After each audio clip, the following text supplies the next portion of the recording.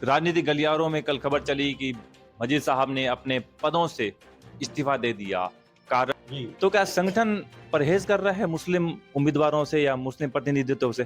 और तमाम जाति समाज के लोगों से अपील करूंगा कि 40 साल में मजीद खोखर ने कभी वोट नहीं मांगा। 36 कौमों से अपील करूंगा कि मैंने कभी वोट नहीं मांगा। हमने दूसरों के लिए वोट मांगा, एमएलए हो, मंत्री हो, पार्षद हो, तो अब पहले बार वोट मांग रहा हूँ। सबसे अपील करता हूँ कि आप हर हालत में मेरा सपोर्ट करें। हमने एक डिमांड की थी मुख्यमंत्री से, तमाम बीकानेर के लोगों से, मंत्रियों से, सबसे, कि हमको सरकार और संगठन में भागीदारी दी जाए।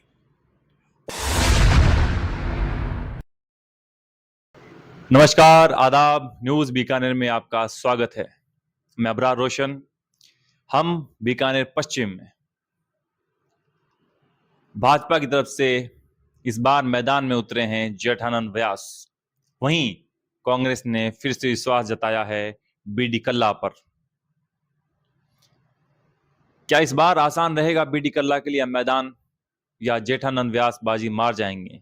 इन सब के अलावा एक नाम और, एक आवाज और जो सियासत की गलियारों में गूंजती रहती है, वो नाम जो राजनीति के इर्द गिर्द घूमता है, या यूं कहे कि राजनीति उन नामों की इर्द गिर्द घूमती है। बीकानेर पश्चिम से ताल ठोकी है बीकानेर कांग्रेस के बड़े नेता, बड़ा नाम, बड़ी पहचान, ऐसी शख्सियत जो किसी नाम, किसी परिचय की मोहताज नहीं है। हमारे साथ हैं अब्दुल मजीद खोखर, बीकानेर के नेताओं में शुमार, कांग्रेस के वरिष्ठ नेता। राजनीतिक गलियारों में कल खबर चली कि मजीद साहब ने अपने पदों से इस्तीफा दे दिया। कारण नाराजगी। किस बात की नाराजगी? नाराजगी, बहुत बड़ी नाराजगी। किस बात की? टिकट वितरण की। कहा जा रहा है कि मजीद साहब इस बात से नाराज हैं कि जिस समाज का प्रतिनिधित्व करते हैं, जिस समाज का 95% से ज्यादा वोट प्रतिशत जिस पार्टी को मिलता है, वो पार्टी संपूर्ण बीकानेर में नजरअंदाज कर रही है। इस पर मजीद साहब से हम वार्ता करेंगे। मजीद साहब, हमारे चैनल पर आपका स्वागत है। शुक्रिया आपका भी, आपके चैनल का मैं स्वागत करता हूँ। बोलिए। मजीद साहब, खबरें चल रही हैं कि बीकानेर पश्चिम से आप चुनाव लड़ रहे हैं। सही है, बिल्कुल सही है, सही चल रही है खबरें, और मैं चुनाव लड़ूंगा।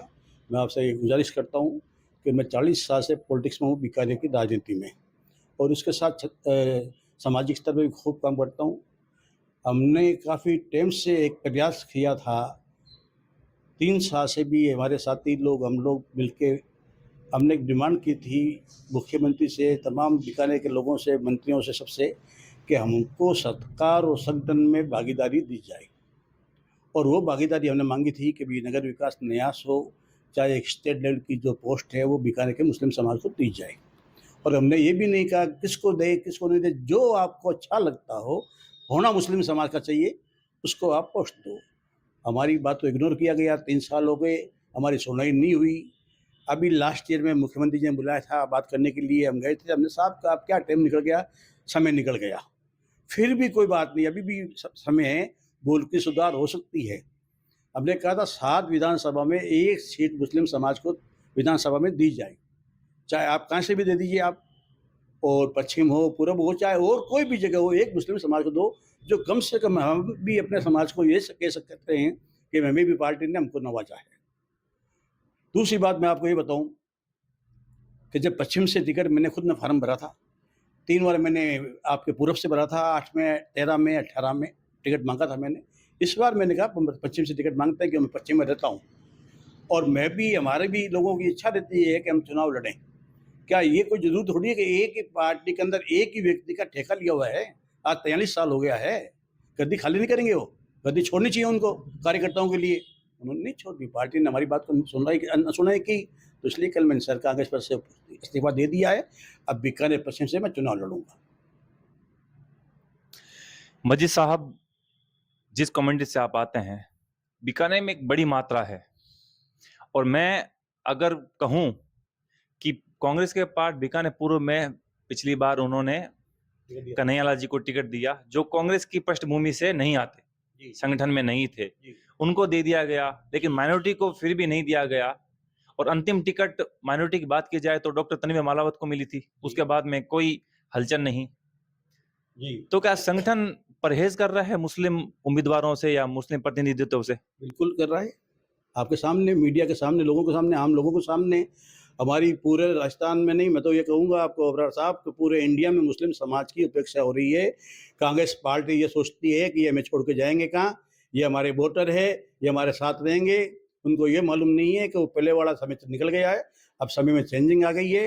हर पार्टी के लोग अधिकार की बात करते हैं, और हम क्यों नहीं बात करेंगे? हमारे युवाओं का भविष्य है, हमारे साथियों का भविष्य है। हमें यहाँ तक क्या दरिया उठाते रहेंगे हमारे साथी लोग, हम लोग, या खाली हम बात करते रहेंगे? इससे पार नहीं पड़ेगा। मैं आपको साफ कह देता हूँ, चेंजिंग आएगी और चेंजिंग आनी चाहिए। भारत की राजनीति, जैसा कि मैंने कहा, कि मुस्लिम समुदाय के इर्द गिर्द घूमती है। कई बार कुछ सीटों पर मामले कम्युनल हो जाते हैं। बीकानेर पश्चिम पर भाजपा ने उम्मीदवार बनाया है संघ परिवार से जो आते हैं, जेठानंद व्यास को। तो ऐसे में मैंने कई जगह देखा है, महसूस किया है, खबरें भी बनती हैं। तो ऐसा हो कि पार्टी और संगठन के लोग आपके पास आए और बोले कि देखिए भाजपा ने किसको उतारा है, मामला कम्युनल होगा, 5 साल कैसे निकालोगे? तो वो एक जो डर दिखाया जाता है मुसलमानों को, तो आप कैसे जवाब दे पाएंगे उनको? हम कुछ नहीं समझते जेठानंद जी, और चाहे कोई और देश का प्रधानमंत्री भारतीय जनता पार्टी का मोदी जी है, ठीक है? हमें इससे कोई फर्क नहीं पड़ता है। हमें फेस करना आता है और हम फेस करेंगे। अगर कोई भी आदमी किसी के साथ भी अगर ज्यादती करेगा तो हमें निपटना आता है। और एक बात अरबाज जी आप और कहता हूँ, मजीद खोखर से जब पहले मैंने 8 से 10 दिन पहले कुछ लोगों ने इंटरव्यू दिया था कि आप पश्चिम विधानसभा से अल्पसंख्यक होकर टिकट मांग रहे हो, पश्चिम में पशतूना समाज का वर्चस्व है। मैंने कहा आप गलत कह रहे हैं मालिक।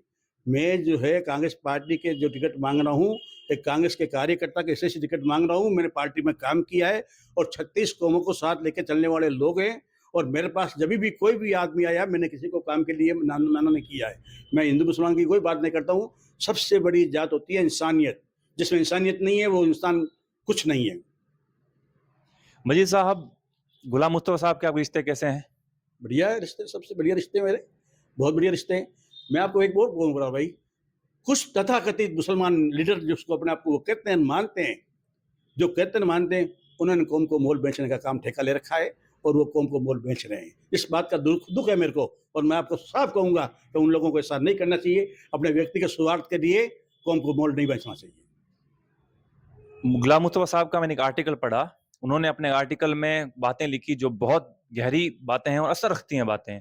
उन्होंने कुछ यूं लिखा कि जो कम्युनिटी, जो मुस्लिम समाज कांग्रेस पार्टी को सत्ता दिलाता है और राजस्थान में 40 से 45 सीटों पर इफेक्ट डालता है और सीधा जीत कर आते हैं कांग्रेस के विधायक, तो क्या कांग्रेस की जिम्मेदारी नहीं बनती कि एक दो मुसलमानों को भी जिताए? उनका एक बहुत अच्छा लेख पढ़ा मैंने।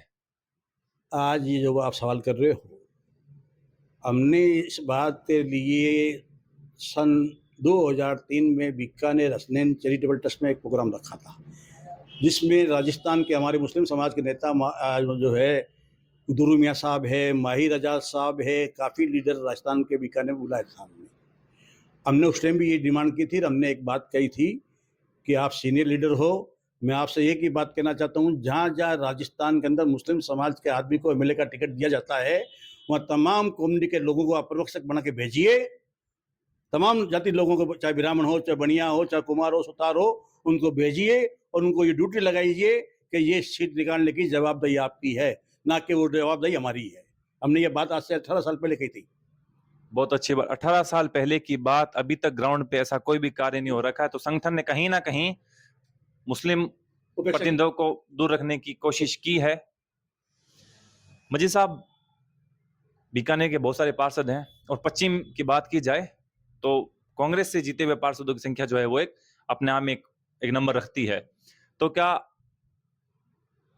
पार्षद जो हैं वो आपकी पैरवी करेंगे, और कितने हैं जो टच में हैं, कह रहे हैं कि मजीद साहब आप बड़े हैं, सीनियर हैं, हमने आपसे सारे ये बात कहते हैं। और कांग्रेस के जो नेता थे जो है वो भी ये बात आज से 3 महीने पहले कर रहे थे कि अपनी बहुत बड़ी उपेक्षा हो रही है, अपनी अनदेखी हो रही है, अपने को कुछ कदम उठाना चाहिए, अपने को कदम उठाना चाहिए। हम क्यों साथी हैं, साथ उठते बैठते हैं। सारे लोग ये विचार करते थे कि यार परेशान हो गए हम लोग परेशान हो गए। अब मैं आपके माध्यम से उन लोगों से भी, पार्षदों से भी, तमाम लोगों से और तमाम जाति समाज के लोगों से अपील करूंगा कि 40 साल में मजीद खोखर ने कभी वोट नहीं मांगा। 36 कौमों से अपील करूंगा कि मैंने कभी वोट नहीं मांगा। हमने दूसरों के लिए वोट मांगा, एमएलए हो, मंत्री हो, पार्षद हो, तो अब पहले बार वोट मांग रहा हूँ। सबसे अपील करता हूँ कि आप हर हालत में मेरा सपोर्ट करें। मजीद साहब, एक चीज जो थी सामने आई, मेरे जहन में सवाल उमड़ा कि मजीद साहब संगठन जो है कांग्रेस उससे नाराज हैं कि बीडी कल्ला से? इसमें इब्रार भाई आप ये देखिए कि उसमें सब लोग जिम्मेवार है। बाकी ज़्यादा जिम्मेदारी हमारे जनप्रतिनिधि, हमारे एमएलए जो पश्चिम की है, जो राजस्थान के मंत्री बने घूम रहे हैं। सबसे ज़्यादा उनकी गलती है कि उन्होंने बीकानेर के मुस्लिम समाज के लोगों को जान नहीं दिया। उससे ज़्यादा हमारे को नाराज़गी है। अब रही बात राजस्थान सरकार, अशोक जी गहलोत ने खूब अच्छा काम किया, जनता के लिए काम किया, बढ़िया काम किया, ऐसा कोई मुख्यमंत्री नहीं आएगा। बाकी नाराज़गी जो है हमारे बीकानेर के जनप्रतिनिधि से हमें ज़्यादा है। मैं अगर यूं कहूं कि अशोक गहलोत जी ने बहुत सारे काम किए हैं और अच्छे काम हुए हैं, तो ऐसे में काम को महत्व इस तरह से काम को महत्व दिया जाएगा या जो नाराजगी है वो दिखाई जाएगी, तो ऐसे में तो कांग्रेस पार्टी को नुकसान होगा। अगर 2023 में राजस्थान में कांग्रेस पार्टी रिपीट नहीं होती है तो 2024 का जो चुनाव है राहुल गांधी के नेतृत्व में लड़ रही है राजस्थान में और पूरे देश में, तो उससे राहुल गांधी को नुकसान होगा और कांग्रेस को भी। तो इसके लिए जिम्मेदार फिर से वो मुस्लिम समुदाय को ठहराएंगे। ऐसे में कोई फर्क नहीं पड़ता है, कुछ भी कुछ कहे, कुछ समझाए। राजस्थान के अंदर 200 विधानसभा सीटें हैं, कोई भी पार्टी 200 नहीं जीतती है। कोई भी पार्टी अगर 10-20-5 मुसलमानों को और टिकट दे देते, अगर उनको ड्यूटी लगाते, उनको सम्मान देते कि भाई जिता के लाना है, तो ये पार्टी वालों की भी गलती है, भूल है कि उन्होंने ऐसा काम क्यों नहीं किया, ऐसा कदम क्यों नहीं उठाया। सारी जवाबदारी मुस्लिम समाज की नहीं है। मैं तो एक ही बात जानता हूँ कि उनकी भी, चाहे नेतृत्व हमारा बीकानेर का हो, चाहे राजस्थान का हो, चाहे ऑल इंडिया का हो, उनकी भी कहीं ना कहीं कमी रही है।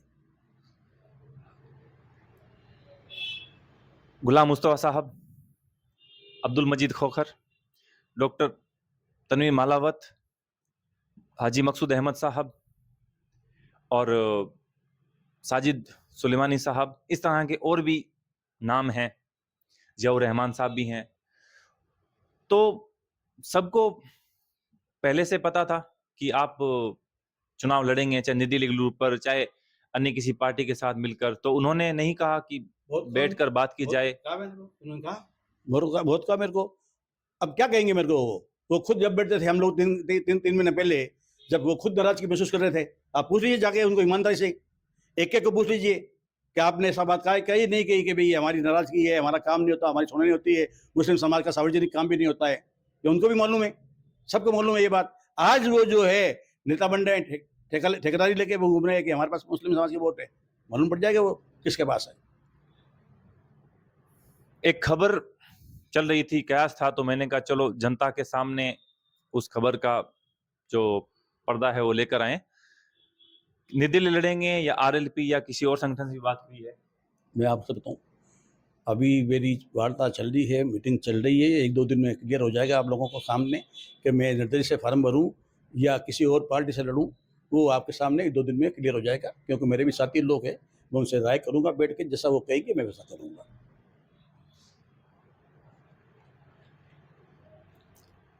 अंतिम सवाल की तरफ मैं बढ़ता हूं।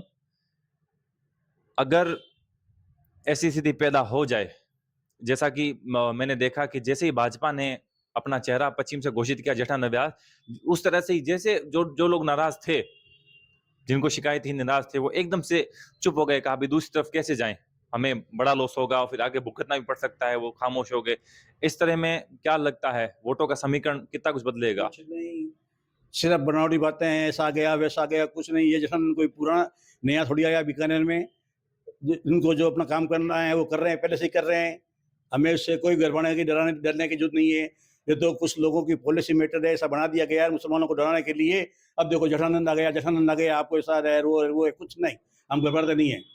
बिल्कुल, मैंने भी देखा कि जब इफ्तार पार्टी थी तो उसमें जेठानंद को भी दावत दी गई थी, वो भी थे। अगर नाराजगी है या ऐसा कुछ हवा है तो फिर वो नहीं होते। मैं आपसे यही निवेदन कर रहा हूँ, कोई ऐसी बात नहीं है, सब राजनीतिक स्टंट है, ये नाटक करते हैं। मुसलमानों को गुमराह करने की बात करते हैं। जेठानी से भी हम सब लोगों के संबंध है, सबकी दुआ सलाम है, ऐसी कोई बात नहीं। मैं समझता कि ये कोई बात ऐसी बात है। ये हमारा पहला इंटरव्यू था चुनावी संग्राम में बीकानेर पश्चिम से, जिन्होंने ताल ठोकी है, दावेदारी की है। दावेदारी भी ऐसी ही कहते हैं कि हमारा अधिकार है और बनता भी है। देखिए आप, अब्दुल मजीद साहब हमारे सामने थे और कुछ सवालों के उन्होंने जवाब दिए, और 2 दिन में तय हो जाएगा कि निर्दलीय लड़ेंगे या किसी पार्टी की तरफ बढ़ेंगे, और इसको किसका फायदा किसका लॉस होता है, ये बात की बातें हैं। मजीद साहब ने साफ कर दिया है कि जेठानंद व्यास को लेकर जो हवा बनाई जा रही है, ऐसा कुछ नहीं है। वो शुरू से ही बीकानेर में रहे हैं और जो एक्टिविटी थी या जिस तरह की चीजें थी वो सामने थे। और ये भी कहा कि इफ्तार पार्टी में भी उनको इनवाइट किया गया था। इस तरह से पॉलिटिक्स स्टंट बताए जा रहे हैं। किस करवट बैठेगा ऊंट, समय बताएगा। मिलते हैं आप सबको बहुत जल्दी। शुक्रिया।